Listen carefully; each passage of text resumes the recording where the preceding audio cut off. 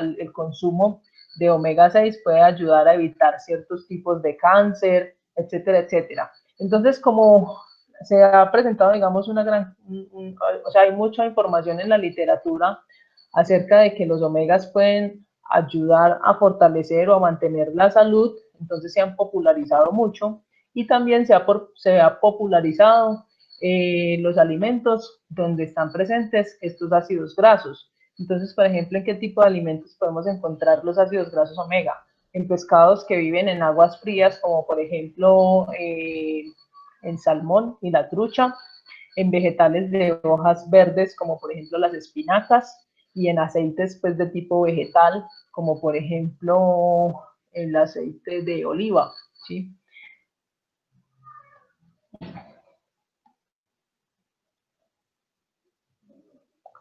Otras razones pues, para consumir o para incluir los ácidos grasos de tipo omega 3 en la dieta, pues porque tienen efectos antiinflamatorios y anticoagulantes, o sea que por ejemplo pueden ayudar a la disminución de la hipertensión o a la disminución de enfermedades inflamatorias, como la aterosclerosis, disminución de los niveles de colesterol, triglicéridos y reducción de la presión arterial. Pueden reducir riesgos y síntomas de otros trastornos como por ejemplo la diabetes, los accidentes cerebrovasculares, algunos tipos de cáncer, no todos, artritis, asma, enfermedades de tipo intestinal, etcétera, etcétera. Entonces, por todas esas razones es que los omega se han popularizado mucho y también el consumo de los mismos. Profe, ¿es verdad que fortalecen las neuronas? Sí, porque las neuronas están constituidas o sea, las neuronas tienen la parte alargada de la neurona es lo que se llama axón, y el axón está recubierto de una sustancia, y esa sustancia es de tipo lipídico.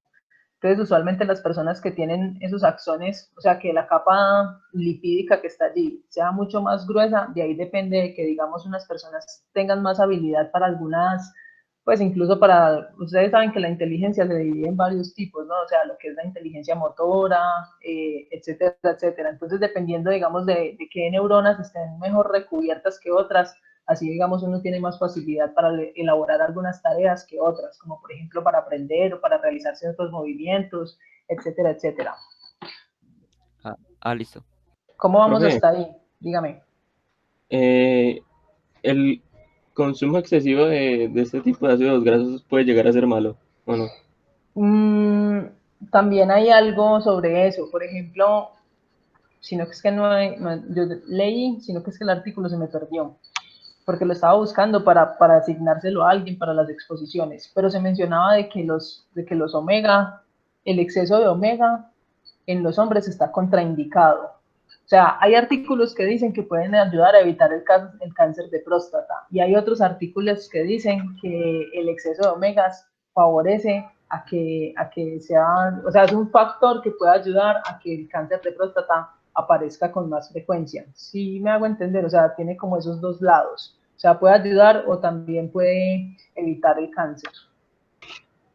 Uy, no, yo no, ¿cómo sabes? Entonces, sí, hay una investigación como con respecto a eso. Yo había encontrado un artículo que hablaba de eso, de que el alto consumo de omegas estaba contraindicado para los hombres, porque, Porque para las mujeres. porque podía generar cáncer de próstata. No, hay unas ventajas, por ejemplo, la testosterona, como las mujeres producen más poca cantidad de testosterona, por eso las mujeres tienen más dificultad para perder peso, mientras que los hombres pueden formar masa muscular más rápido precisamente por tener alta cantidad de testosterona. Entonces, no todo es malo. Bueno, continuando con lo de o sea, hasta aquí ya lo que tenía que ver con ácidos grasos, ¿sí? Entonces ahora ya vamos a hablar de la otra categoría de la clasificación de los lípidos, que son los lípidos simples. O sea, nosotros habíamos dicho que los lípidos se clasificaban en varias categorías. Entonces los lípidos podían ser saponificables o insaponificables. Y que dentro de los saponificables pues están los ácidos grasos, están los lípidos simples y los lípidos complejos. Entonces ya terminamos de hablar de ácidos grasos, entonces ahora vamos a hablar de lípidos simples. Entonces, los lípidos simples están los acilglicéridos y las ceras. Dentro de los acilglicéridos, pues entonces allí vamos a encontrar que son una molécula de glicerol unidos a ácidos grasos. O sea, eso es un acilglicérido, glicerol más ácido graso. Dependiendo de la cantidad de ácidos grasos que tenga un acilglicérido, entonces ellos se clasifican en tres tipos. Monoacilglicéridos cuando tienen un solo ácido graso, diacilglicéridos cuando tienen dos ácidos grasos y triacilglicéridos cuando tienen tres ácidos grasos. Ese triacilglicérido son los mismos triglicéridos. Entonces acá los vemos. Este es un triglicérido. El triglicérido pertenece a la categoría de los lípidos simples, a la categoría de los acilglicéridos. Entonces, acilglicérido, ácido graso con qué? Con glicerol.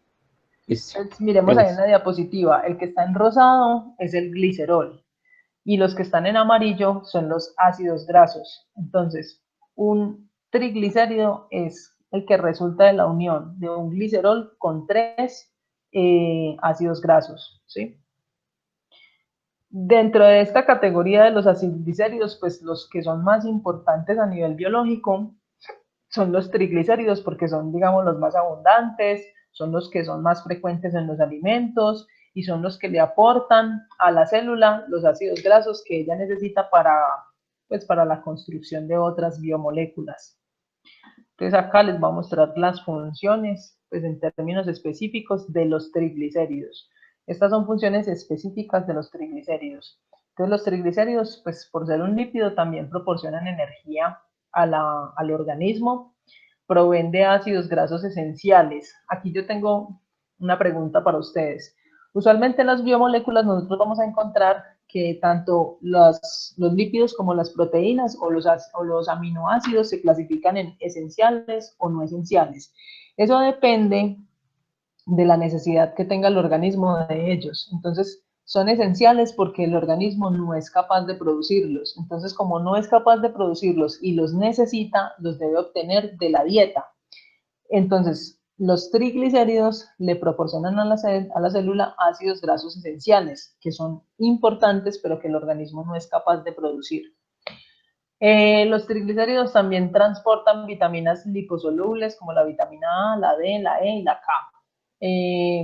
Ayudan al aislamiento térmico y al amortiguamiento de órganos, porque los triglicéridos hacen parte de tejidos de revestimiento de los órganos que permiten pues, que estos tejidos puedan rozarse pues con facilidad cuando están en el interior del organismo. Entonces, de esa manera, pues, digamos, no se maltratan. Los triglicéridos hacen parte de las membranas celulares, dan sabor y textura a los alimentos y contribuyen al factor de saciedad. Entonces, no es lo mismo tomarse un vaso de leche que tomarse un vaso de yogur. O sea, la diferencia ahí es que el vaso de yogur está enriquecido pues porque tiene mayor cantidad de lípidos y eso pues proporciona, digamos, una sensación de llenura, de satisfacción, cosa que de pronto la leche no, por sí sola no aporta. Profe, Dígame. dice que dan sabor y textura a los alimentos. Un ejemplo sería cuál. Pues, ¿qué le digo yo a usted? No es lo mismo uno comerse una papa sudada que comerse la frita, ¿no?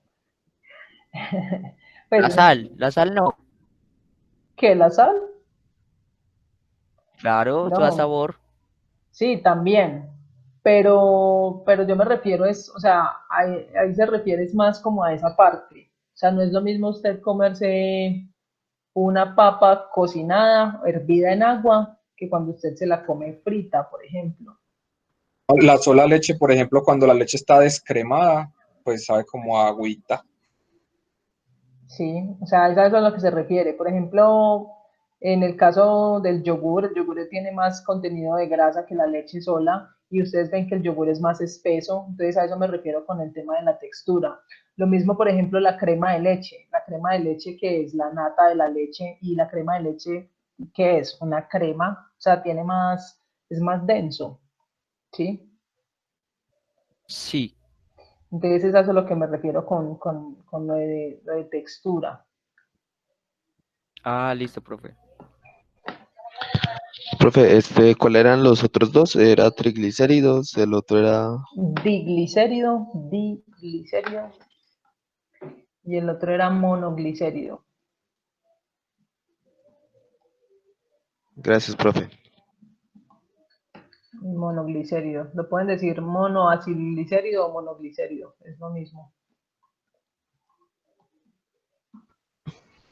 Pues si uno dice, Si uno dice o sea, esos son como refiriéndose a la cantidad ácidos de grasos ácidos grasos. en un acilglicérido, sí. Entonces cuando uno también puede decir, por ejemplo, hay glicérido a solas, a seco, pues sin el mono, Acilglicérido debe decir, para que la sea forma de un, correcta. Sí. O sea, bueno, se puede decir monoacilglicérido o acilglicérido, pero no glicérido, porque entonces un glicérido ya es otra cosa. listo.